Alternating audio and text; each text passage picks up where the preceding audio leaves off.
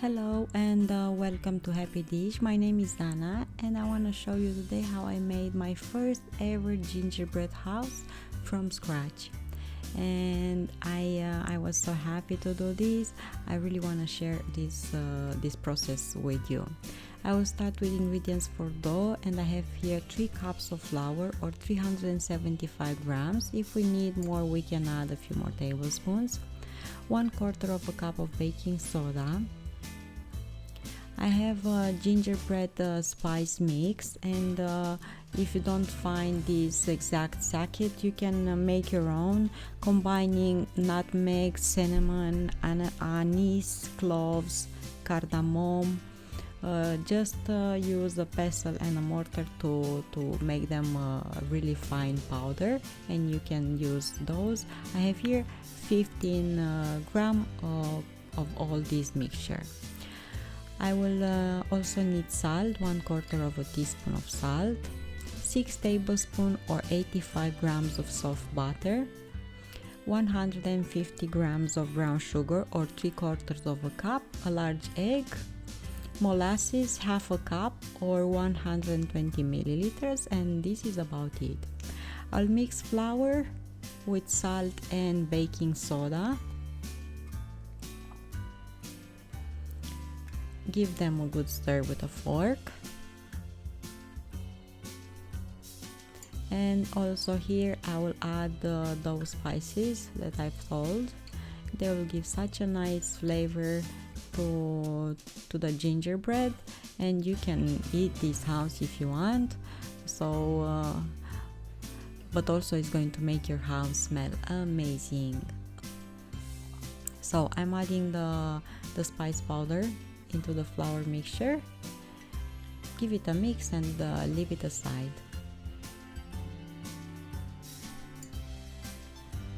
In another bowl, I'm going to mix the butter.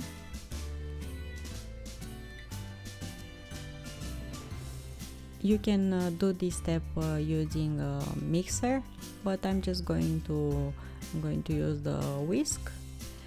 And you have to mix the butter with sugar, and I'm adding sugar gradually.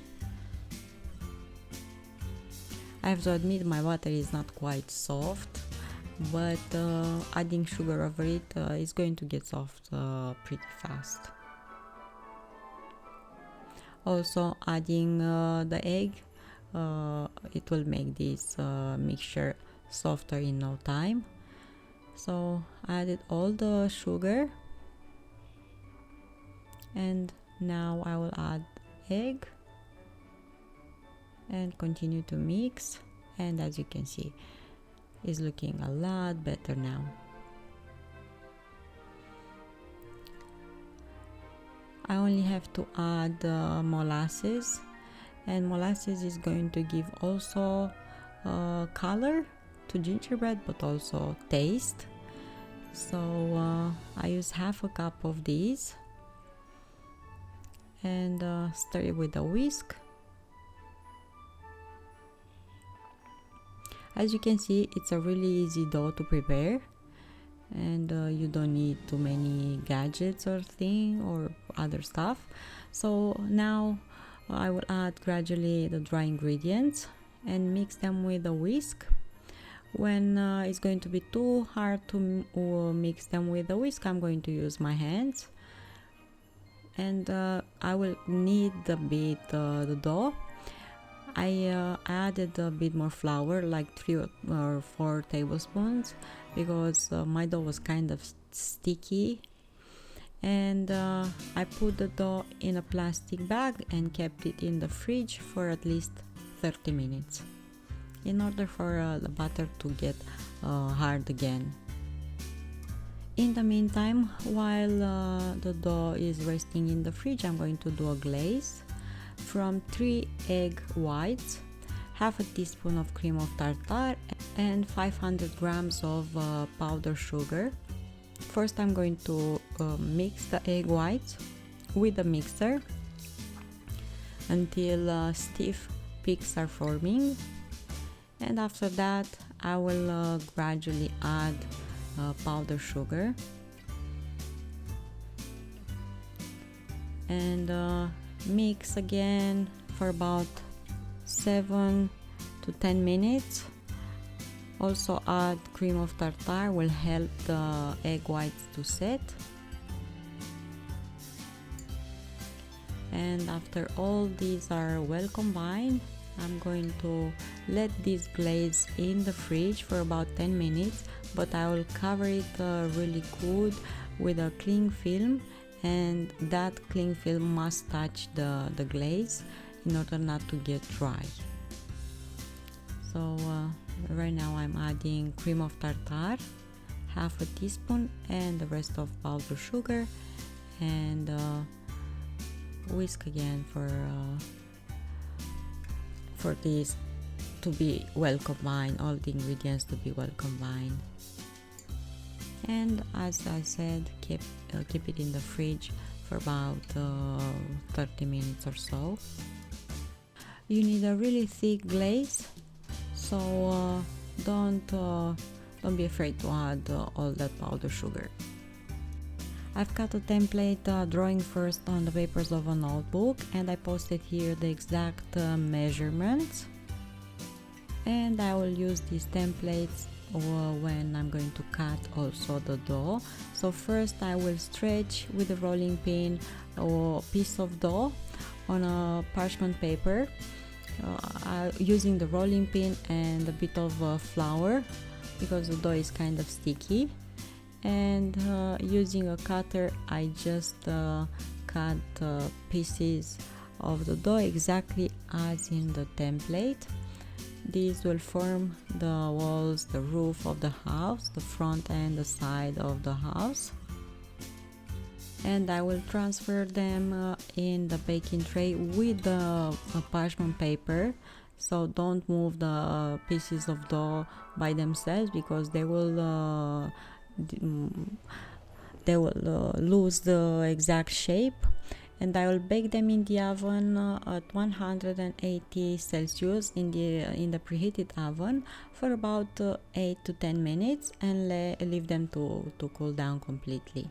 I'll continue with the rest of the pieces of the house.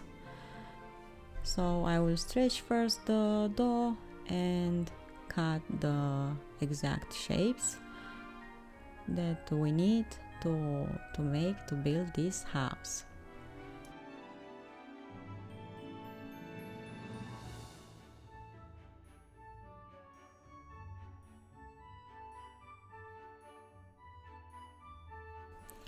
So after I bake them, I let them to cool down completely. The glaze is already prepared, so but I put the glaze in some piping bags with a tiny nozzle, and with this icing I'm going to also glue the pieces of the house together, but also I will decorate and use it as snow. I'm using a slate here.